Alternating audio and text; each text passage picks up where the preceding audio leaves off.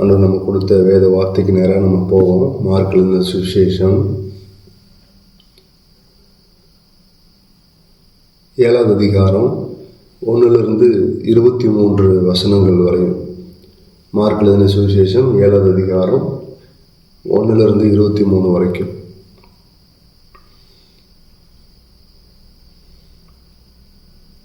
இந்த இடத்துல ஒரு சில பரிசேயர்களும் வேத பாரகர்களும் வசனத்தை போதிக்கிறவர்களும் இயேசுவை சுற்றி வந்து சீஷர்கள் எல்லாரும் கை கழுவாமல் சாப்பிட்றத கவனிக்கிறாங்க. அதனால் அவங்க குற்றப்படுத்துகிறாங்க. இவங்க எப்படி ஒரு யூதர்களாக இருந்து கை கழுவாமல் சாப்பிட்றாங்க, ஆண்டவர் சொன்ன கட்டளையை, முன்னோர்கள் சொன்ன கட்டளையை அவங்க கீழ்ப்படியலை, பின்பற்றலை அப்படின்னு சொல்கிறாங்க. அப்போ யூதர்கள்லாம் ரொம்ப சுத்தமானவங்க. அவங்க கை கழுவாமல் சாப்பிட மாட்டாங்க. சாப்பிட்றதுக்கு முன்னாடி நல்லா கை கழுவி சாப்பிடுவாங்க. வெளியே இருந்து ஏதாவது பொருட்கள் வருது அப்படின்னா ரொம்ப சுத்தமாக இருப்பாங்க. இது எல்லாம் ஆண்டவருடைய கட்டளைன்னு சொல்லி அவங்க நம்புகிறாங்க. அப்படி பின்பற்ற வேண்டியது அவங்களுடைய கட்டளை, நியாயப்பிரமாணம் அப்படின்னு சொல்லி அவங்க நம்புகிறாங்க. அதனால் ரொம்ப சுத்தபத்தமாக இருப்பாங்க. ஆனால் சீஷர்கள் கை கழுவாமல் சாப்பிட்றது தப்பாக நினைக்கிறாங்க. அப்போது வேத பாரகர்கள்லாம் சொல்கிறாங்க, நமக்கு முன்னாடி வாழ்ந்தவங்க சுத்தபத்தமாக இருந்தாங்க, நீங்கள் ஏன் இவ்வளோ ஒரு தீட்டாக இருக்கிறீங்க, தப்பு பண்ணுறீங்க அப்படின்னு கேட்டதுக்கு ஏசப்பா சொல்கிறாரு, நீங்கள் ரொம்ப போலியாக இருக்கீங்க, நீங்கள் உண்மையாக இல்லை, வசனம் என்ன சொல்லுதோ அதை நீங்கள் பின்பற்றதில்லை, நீங்கள் பாட்டுக்கு உங்களுடைய சொந்த காரியத்தை கட்டுக்கதைகளை ஆக்கி அதை ஜனங்களுக்கு பின்பற்றணும்னு சொல்லி கட்டளை கொடுக்குறீங்க, கட்டாயப்படுத்துகிறீங்க அப்படின்னு சொல்கிறார். ஜனங்கள் எல்லாரும் உண்மையாகவே என்னை மதிக்கிற மாதிரி சொல்கிறாங்க, என்னை நேசிக்கிற மாதிரி சொல்கிறாங்க. ஆனால் உண்மையாக ஜனங்க யாரும் எனக்கு முக்கியத்துவம் கொடுக்கறதில்ல, வாழ்க்கையில் எனக்கு முக்கியத்துவம் கொடுக்கறதில்ல. அவங்க செய்கிற ஒரு வழிபாடு கூட அது பிரயோஜனமானதே இல்லை. வெறும் நீங்கள் சொன்ன கட்டளைகள் தான் உருவாக்கி அதை தான் பின்பற்றணும்னு சொல்லி அவங்கள கட்டளைப்படுத்துகிறீங்க. அதை ஃபாலோ பண்ணால் போதும் அப்படின்னு சொல்லி அவங்களுக்குள்ள ஒரு திருப்திக்குள்ளே கொண்டு வர்றீங்க. ஆனால் அதெல்லாம் நான் சொன்னதில்லை, நீங்களாக உருவாக்குனது அப்படின்னு சொல்கிறீங்க. அப்படி சொல்லிட்டு ஏசப்பா ஒரு உதாரணத்தை சொல்கிறாரு. தகப்பனையும் தாயையும் கனம் பண்ணணும்னு ஆண்டவர் சொல்லியிருக்கிறாரு, வசனம் சொல்லியிருக்குது. ஆனால் நீங்கள் உங்கள் தகப்பன் தாய்கிட்டே போயிட்டு நாங்கள் உங்களுக்கு கொடுக்க வேண்டிய பணத்தை நாங்கள் ஆண்டவருக்கு கொடுத்துருவோம், அது போதும், உங்களை நாங்கள் கவனிக்க தேவையில்லை அப்படின்னு சொல்கிறீங்க. அது எவ்வளோ ஒரு தப்பான காரியம். பெற்றோருக்கு செய்ய வேண்டியதை அவங்களுக்கு செய்யணும், ஆனால் அவங்களுக்கு செய்யாமல் அந்த பணத்தை வைத்து நாங்கள் ஆண்டவருக்கு தருவேன்னு சொல்லிடுறீங்க.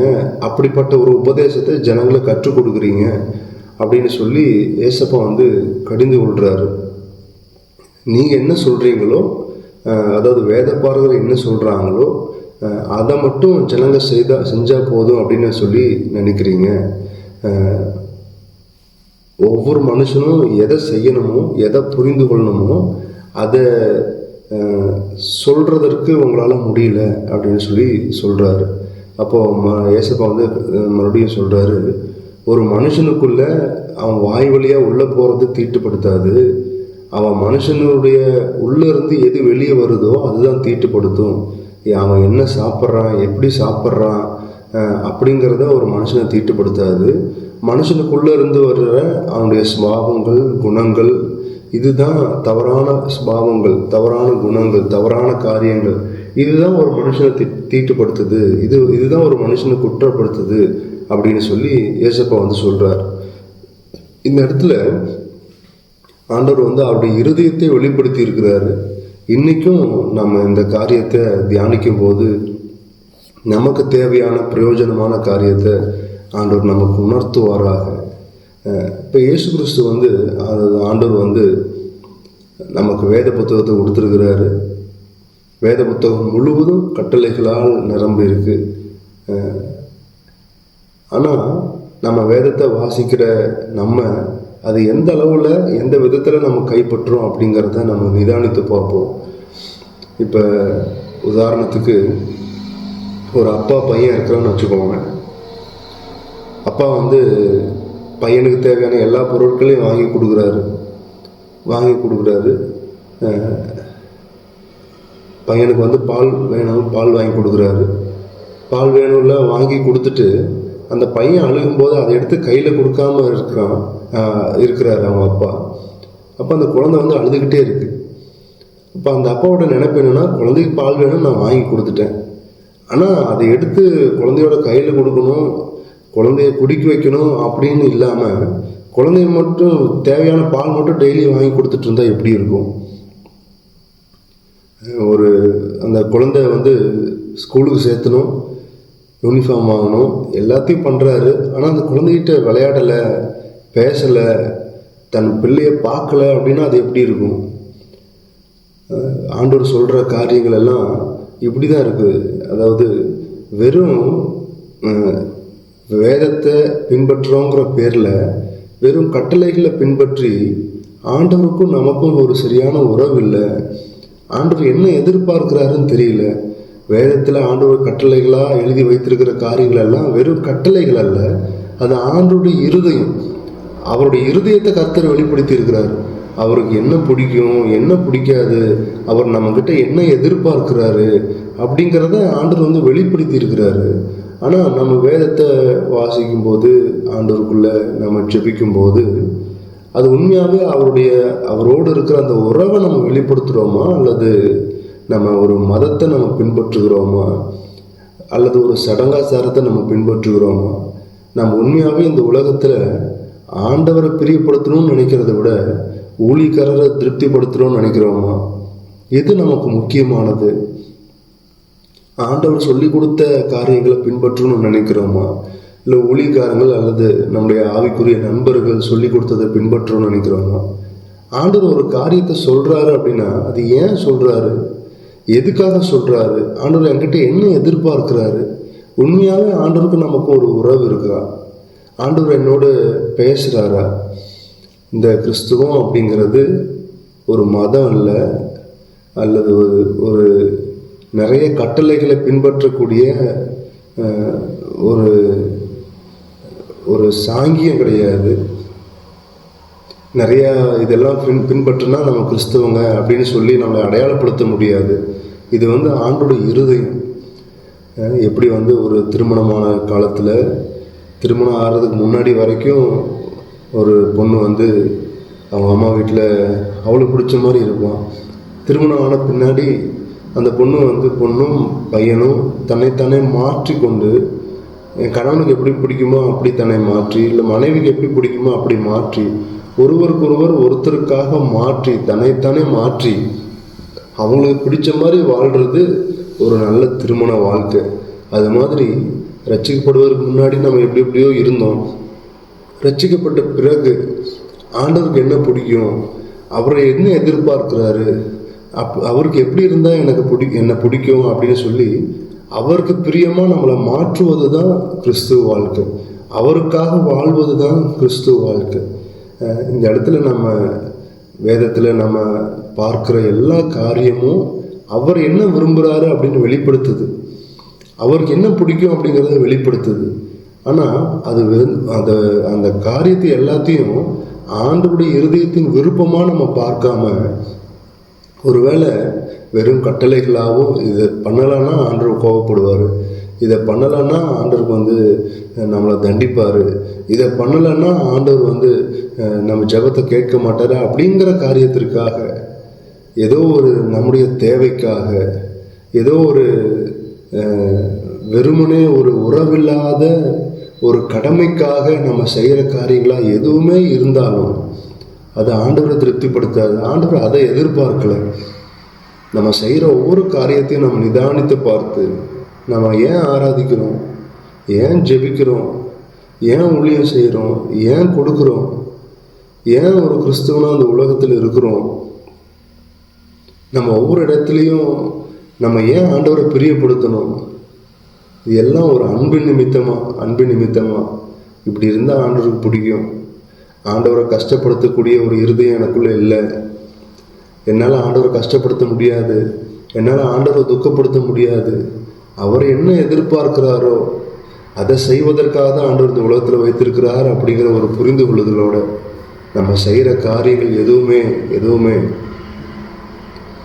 என்ன திருப்திப்படுத்துறதை விட ஆண்டவரை திருப்திப்படுத்தணும். எனக்கு பிடிச்சதா இருக்கிறத விட ஆண்டவருக்கு பிடித்ததா இருக்கணும்.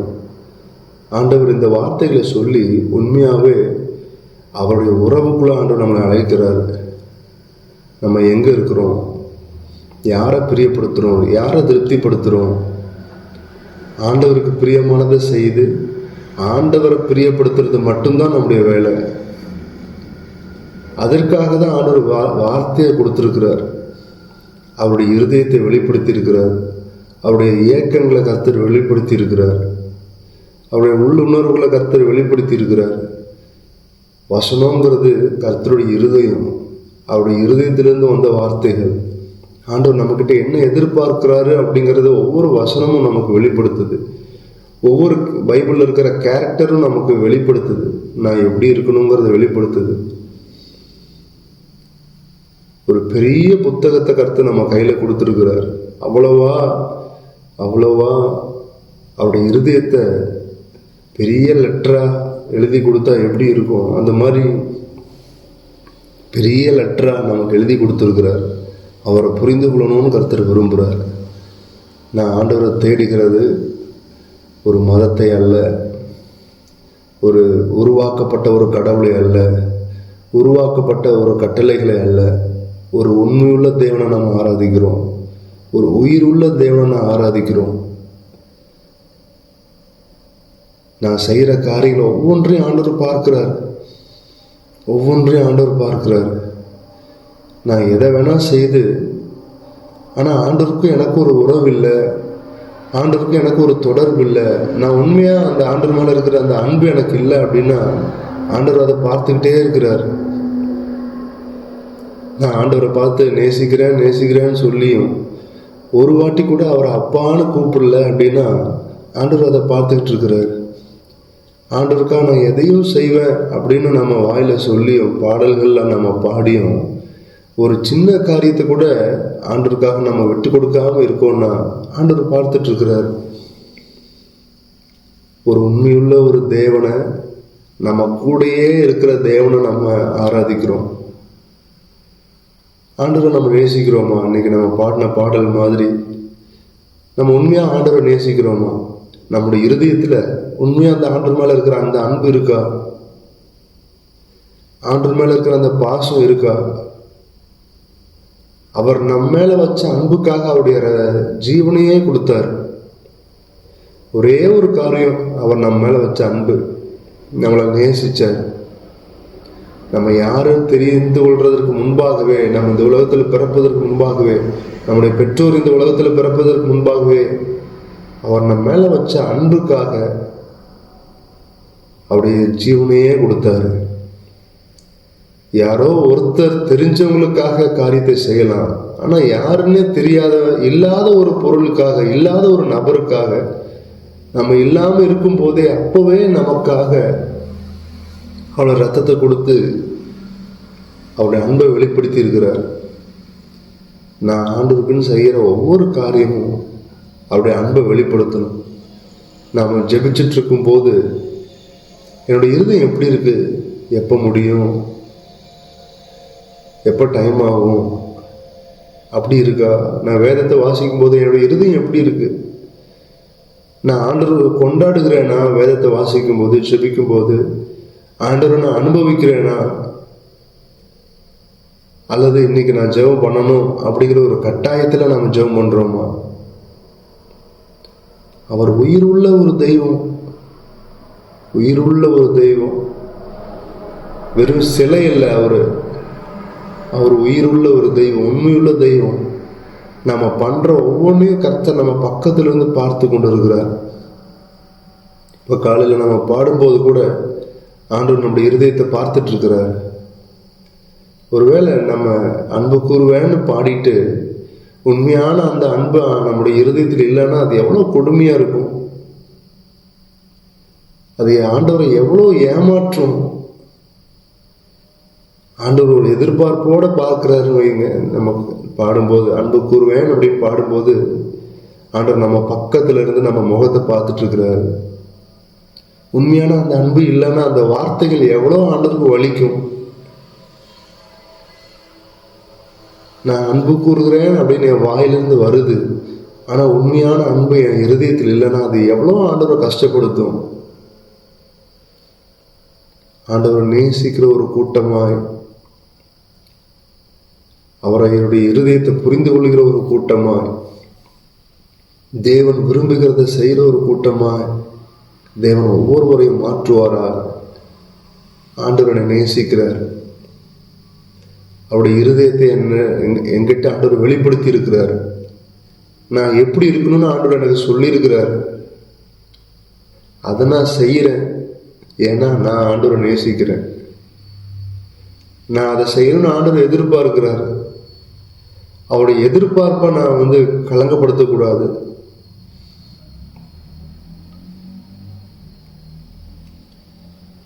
அவர் என் மேல வச்சிருக்கிற அன்பு உண்மையானது, நான் அவர் மேல வச்சிருக்கிற அன்பு உண்மையானதுன்னு சொல்ற அளவுக்கு தைரியம் நமக்கு இருக்கா? ஒவ்வொரு முறை ஜெபத்துக்கு போகும்போதும் ஜெபிக்கும் போதும் நான் ஆண்டவரை பார்க்கிறேன்னா, ஆண்டவரோட பேசுறேன்னா, உண்மையாவே நம்ம ஆண்டவர்கிட்ட தான் நம்ம ஜெபிக்கிறோமா? கண்ணை மூடி கொஞ்ச நேரம் ஜெபிக்கிறோம், உண்மையாவே அந்த நேரத்தில் ஆண்டவர் நம்முடைய இருதயத்தில் இருக்கிறாரா? அல்லது ஒரு பழக்க தோஷம்.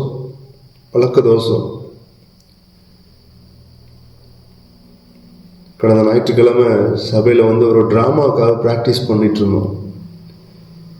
அப்போ ஒருத்தர் சும்மா சாதாரணமாக ஜெபிக்கணும் அப்படிங்கிற ஒரு காரியம். அப்போ அவங்கள அறியாமையே ஸ்தோத்திரம் வருது. கொஞ்ச நேரம் ஸ்தோத்திரம் பண்ணி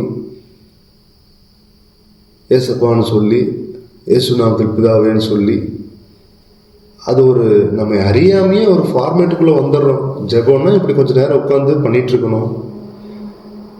அது ஆண்டவர் கேட்குறாரா இல்லையாங்கிறது முக்கியம் இல்லை அப்படிங்கிற மாதிரி நம்முடைய பழக்க வழக்கங்கள் மாறிடுச்சு. நான் ஜெபிக்கும்போது உண்மையாக ஆண்டவரை நான் பார்க்கிறேனா, ஆண்டவரை அனுபவிக்கிறேனா, ஆண்டவரோடு நான் பேசுறேனா, நான் ஜெபிக்கும் போது உண்மையா என்னுடைய இருதயத்தில் ஆண்டவர் என் முன்னாடி வர்றாரா, நான் ஆராதிக்கும் போது உண்மையா ஆண்டவரை நினைச்சு ஆராதிக்கிறேனா, என் சிந்தையில என்ன இருக்கு? ஆண்டவர் தாமே நம்முடைய ஆவிக்குரிய வாழ்க்கையை அசைப்பாராக, நம்முடைய இருதயத்தை தொடுவாராக, அவர் மேல இருக்கிற அந்த அன்பை புதுப்பிப்பாராக. யாரை நம்ம பிரியப்படுத்துறோம், யாருக்காக ஓடுறோம்?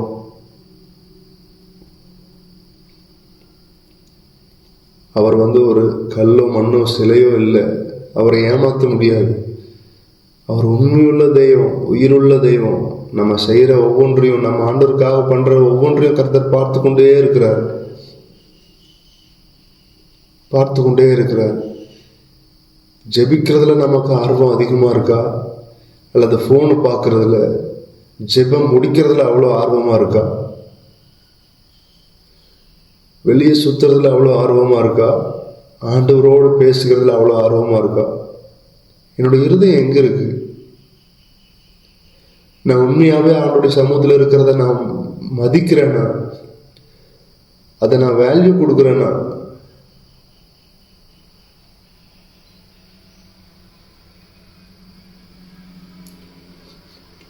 அன்பு கூறுகிறேன் அப்படின்னு நம்ம பாடும்போது உண்மையான அன்பு ஆண்டவருக்குள்ள நம்ம வெளிப்படுத்துறோமா?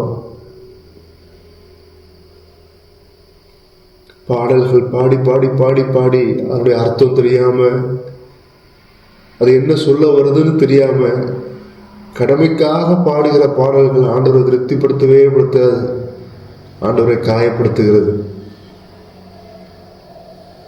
என் வாயிலிருந்து வர்ற ஒவ்வொரு வார்த்தையும் கர்த்தர் கவனிக்கிறார். நம்முடைய ஆராதனை உண்மையாவே ஆண்டவரை பிரியப்படுத்துதா அல்லது ஆண்டவரை காயப்படுத்துகிறதா?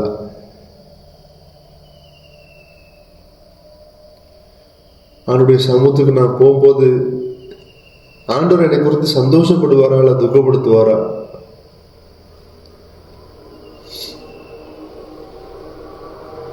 ஆண்டவர் கொடுத்திருக்கிற கட்டளைகள் அவருடைய விருப்பத்தின்படி செய்வதற்கு, நம்மை உருவாக்குவதற்கு, நம்மை மாற்றுவதற்கு தேவனுடைய இருதயம். அது வெறும் வார்த்தைகள் அல்ல, யாரோ எழுதி வைத்த வார்த்தைகள் அல்ல, அது தேவனுடைய இருதயம்.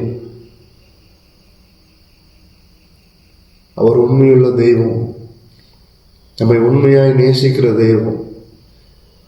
அவருடைய கண்கள், அவருடைய இருதயம் எப்பவும் நம்ம மேல ஏக்கமா இருக்கும், நோக்கமா இருக்கும். எப்ப நம்ம அவருடைய சமூகத்துக்கு வருவோம், எப்ப நம்ம அவருடைய இருதயத்தை புரிந்து கொள்ளுவோம், என் பிள்ளை எப்ப என்ன புரிந்து கொள்ளுவா அப்படிங்கிற இருதயத்துல ஒரு பெரிய எதிர்பார்ப்போட ஏக்கத்தோடு ஆண்டவர் இருக்கிறார். நம்மளை அவர் நேசிக்கிறதுக்கு என்ன காரணம்? என்கிட்ட என்ன நன்மை இருக்குன்னு ஆண்டவர் என்னை நேசிக்கிறார். இத்தனை வருடங்களும் ஆண்டவர் நம்மளை கைவிடாம ஆண்டவர் ஏன் நமக்கு பின்னாடி வந்தார்? நம்ம அப்படின்னு அவருக்கு பிடிச்ச மாதிரி நம்ம செஞ்சிட்டோம். தகுதியே இல்லை. அந்த நல்ல தேவன், அந்த பரம தகப்பன் என் பின்னாடி வரணுங்கிற ஒரு தேவையே இல்லை. ஆனா இன்னமும் என்னை கைவிடாம நான் என்ன கேட்கிறேனோ அதை மட்டும் கொடுத்துக்கிட்டே இருக்கார். ஆண்டருடைய எதிர்பார்ப்பு நான் செய்யறனோ இல்லையோ, நம்ம எதிர்பார்க்கிற காரியத்தை ஆண்டவர் செஞ்சுக்கிட்டே இருக்கிறார். சங்கடப்படாம, கவலைப்படாம செஞ்சுக்கிட்டே இருக்கிறார்.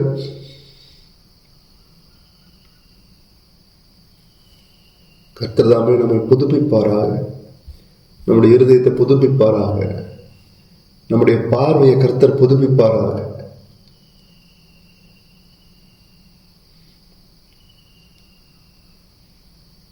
ஒரு உண்மையான ஒரு கிறிஸ்துவ வாழ்க்கை, கிறிஸ்துவ உறவுக்குள்ள தேவன் நம்ம ஒவ்வொருவரையும் கொண்டு வருவாராக.